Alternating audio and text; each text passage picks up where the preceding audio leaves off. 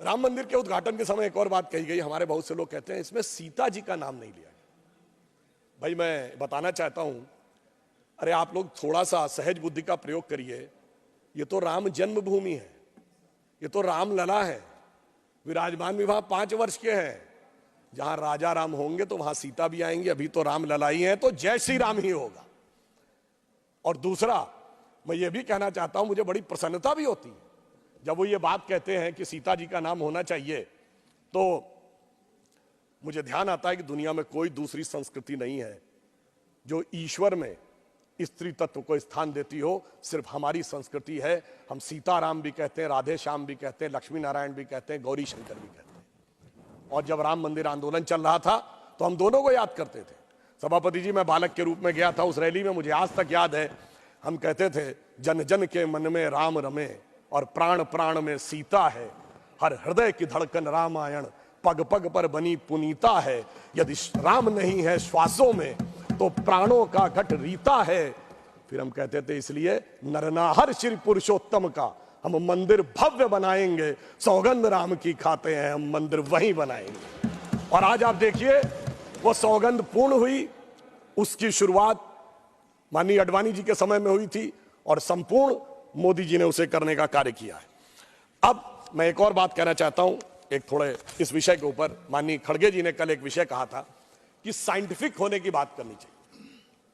जब हम साइंटिफिक की बात करते हैं तो मैं याद दिलाना चाहता हूं, श्री राम जन्मभूमि का जो मंदिर बना है ना, उसमें एक बड़ा साइंटिफिक एंगल आया है।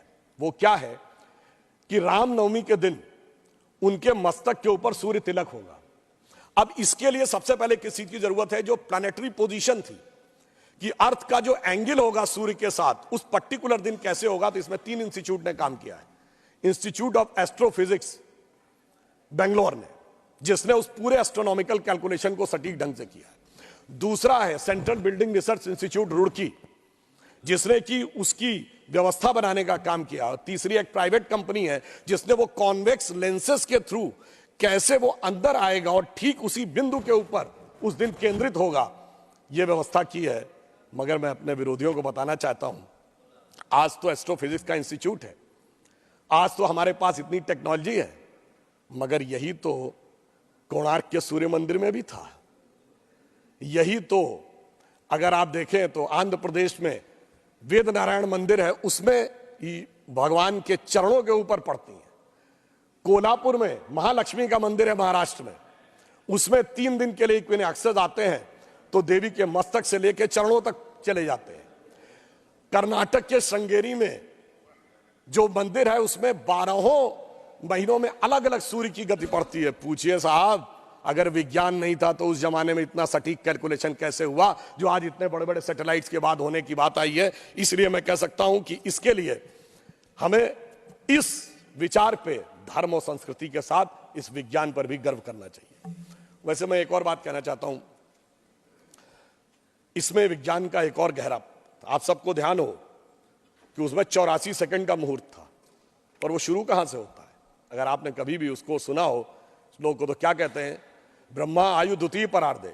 द्वितीय परार्ध ब्रह्मा की आयु मतलब 155 ट्रिलियन ईयर्स। वैसे बिग बैंग थ्योरी कहती है कि 14 बिलियन ईयर पहले दुनिया बनी। तो मैं बता देना चाहता हूं कि जेम्स वेब टेलीस्कोप में जो नई फाइंडिंग की है उसमें बहुत सी गैलेक्सीज ऐसी आई हैं जो 14 बिलियन से आगे की आ रही हैं। तो now that theory has become debatable. फिर वहां से आते हैं श्वेत वाराह कल्प यानी 1.97 बिलियन ईयर्स। फिर आते हैं वैवस्वत मनवंतरे, फिर आते हैं कलयुग यानी 5125 ईयर्स। फिर आते हैं विक्रम संवत में 2081 साल। फिर आते हैं वर्ष में, वर्ष के भाग में, उत्तरायण सूर्य में। फिर आते हैं महीने में, और उसके बाद वार नक्षत्र होते हुए 84 सेकंड तक। मैं कहना चाहता हूं ये भारत की सनातन यात्रा है जो 155 ट्रिलियन ईयर से लेकर सटीक कैलकुलेशन 84 सेकंड तक का करती है। मुझे लगता है दुनिया में कोई धर्म संस्कृति ऐसी नहीं होगी जो इस प्रकार का करने की क्षमता रखती हो, वो सिर्फ हमारे यहां। मगर उसके बाद भी माननीय सभापति महोदय, मैं कहना चाहूंगा कुछ लोगों को, और इस बारे में दुनिया के सबसे बड़े कॉस्मोलॉजिस्ट कार्ल सैगन, जिसने first man made object Voyager जो सोलर सिस्टम के बाहर गया है उसका जो मैसेज है कंपोज किया है उसने लिखा है, उसका वीडियो कोई जाके चेक कर सकता है। Now only the ancient calculation of Hindus matches with the modern scientific calculation, cosmological calculation.